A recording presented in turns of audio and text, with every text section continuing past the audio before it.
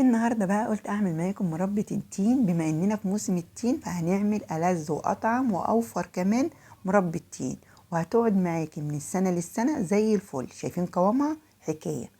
أهم حاجة بقى إن انت تجيبي التين وتغسليه كويس جدا، وبعد ما بتغسليه كويس جدا بتشيلي العنقود اللي بيبقى في التينية من فوق. تمام. بعد كده بتجيبي التينية وتقطعيها لنصين، وكل نص بتقطعيه على 2. هتخلصي الكمية كلها بالشكل ده تقطيع. وبعد كده هتحطيهم في بولة كبيرة. اهم حاجة ان انت تحطيهم في بولة كبيرة عشان بعد كده هتحطي عليهم سكر. كل كيلو من التين هياخد معاكي 400 جرام من السكر، وهنا السكر مظبوط وكويس جدا لان التين في الاصل مسكر، فمش محتاج ان انت تزودي سكر. تمام.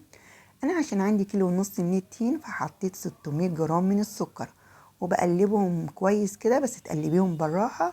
وبعد كده تغطيهم بكيس من اكياس التلاجة وتحطيهم في التلاجة لمدة ساعتين.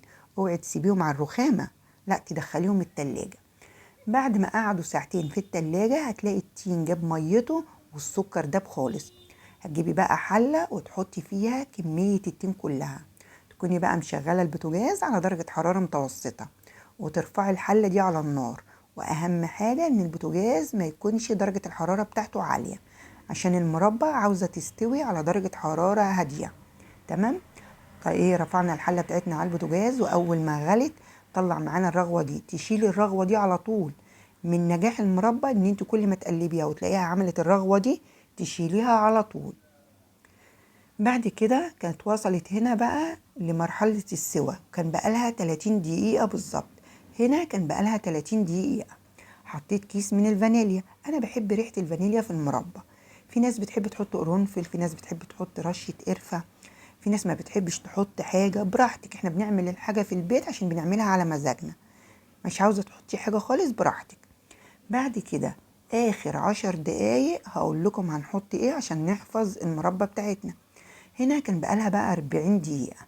قلبتها بالسباتلا كده وعملت الخط ده، فكده استوت وما فيهاش مية وتمام التمام.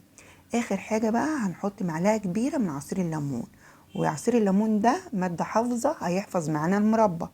مش موجود عندك عصير ليمون، حط نص معلقة صغيرة من ملح الليمون.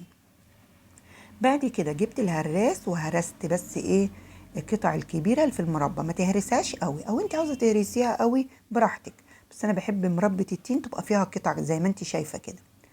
جبت البرطمانات اللي هي مغسوله ومتعقمه وناشفه تماما ما فيهاش ميه. عبيت المربى وهي سخنه عشان ما اديش لايه للهواء مساحه انه يدخل في البرطمان. لازم تعبيها وهي سخنه. شايفين قوامها حلو جدا، ولا محتاج ان انت تحطي جيلاتين، ولا محتاجه تحطي نشا ولا اي حاجه. بجد قوامها حلو جدا كده. وكمان عاوزه اقول لكم هي لسه سخنه، يعني لسه ما بردتش.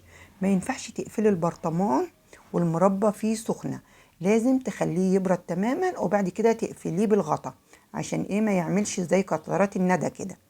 المربى دي طعمها حلو بجد. عاملينها ومتأكدين من نظافتها ومتأكدين من ايه مكوناتها، وكلها توفير. واحلى حاجة ان احنا بنعملها بمزاجنا، نزود سكر، نحط قرنفل، نحط فانيليا، بنعمل الحاجة بمزاجنا. جربوها وقولوا لي رأيكم في التعليقات. ولو عجبتكم ياريت تعملوا لي شير للفيديو وتعملوا لايك كمان. وكمان لو مش متابعيني تابعوني. وبألف هنا مقدما. وكانت معاكم ليلى من قناة مطبخ بألف هنا مع ليلى. جربوها وقولوا لي رأيكم.